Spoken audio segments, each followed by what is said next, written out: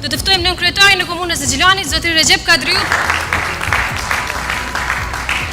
Edhe pse kryetari na dërgoi një mesazh, kërkoi falje për mos praninë e tij sonte. Mirëmbrëma, mirë se erdhe. Mirëmbrëma. Kryetari është tut që Milaimi do me shah sonte, për ato nuk është përcaktuar.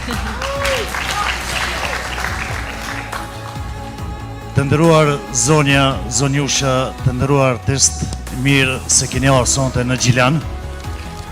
Gjilani sonte njihet mirë me prezencën tuaj, mirë po gjithë kjo prezencë juaj nuk do të ishte e mundur pa kontributin e Ziko kompanisë. Kështu që vëmendja e ardashësve, vëmendja e kulturës po kthehet edhe nga Ana Morava, nga Gjilani. Atëherë komuna e Gjilanit po bën përpjekje maksimale që t'ju dalë në ndihmë për gjitha spektaklet e mundshme që organizohen në Gjilan, t'i ndihmojmë këto aktivitete. Atëherë të ju uroj një natë të mirë në Gjilan.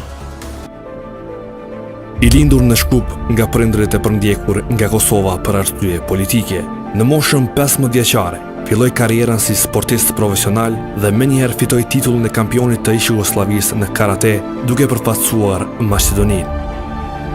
Pas pak kohe u transferua në Bosnjë, ku qëndroi deri në vitet e 90-ta, ku gjatë kësaj kohe 15 herë me radhë fitoi titullin e kampionit të Jugosllavisë në të gjitha kategoritë. Më pas u transferua në Kroaci, ku dhe arriti kulmin e suksesit në sportin që bënte.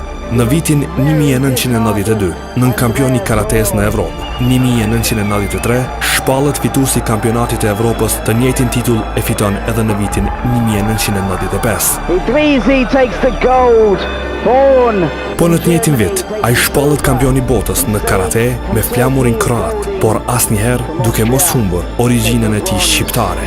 Gjatë kohës sa përfaqësoi Kroacinë, për një 10 vjeçar ka qenë karatisti më i mirë në botë dhe zgjedhur si karatisti më i mirë i gjitha kohërave.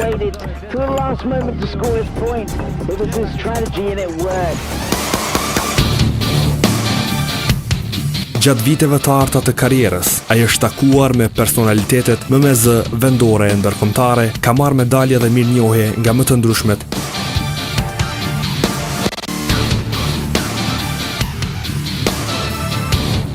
Ka luajtur dhe në filma hollywoodian për krah aktorëve më me famë botërore.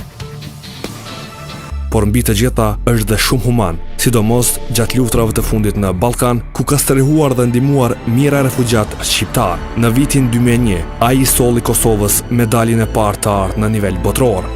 Pasi shkoi për të jetuar në Gjermani, ai në mënyra të ndryshme ka kontribuar për të mbajtur gjallë kulturën dhe traditën kombëtare për shqiptarët e diasporës, aktivitet ky që vazhdon. Enver Idrizi është ndër shqiptarët që padyshim e meriton të futet ndër më të shuarit jo vetëm të periudhës tonë. Enver Idrizi!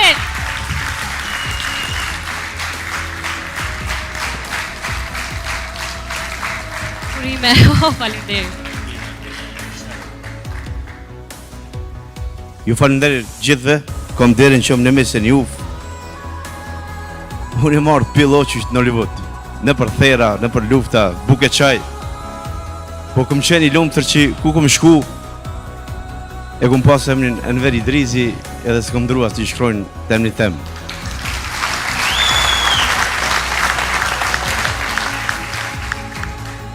Ku marrë shumë medalë, atër e s'kanë qenë as internetet, as Facebookat, se qëtë është vetëm që ke shku me pi një kafe, me ne din që i e dalë në Gjilan ose duku.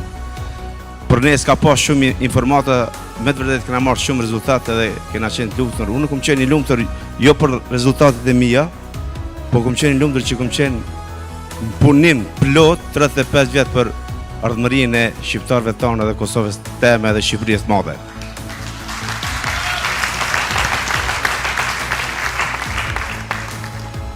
Kjo medalje për mua është me të vërtet medalja ndër medaljet më të mëdha në histori. Medalja e parë jeme ka qenë më e madhe pavarësia Kosovës, çlirimi i gjithë shqiptarëve ku janë në Troje, edhe inshallah di me mbajt Kosovën e pavarur. Faleminderit.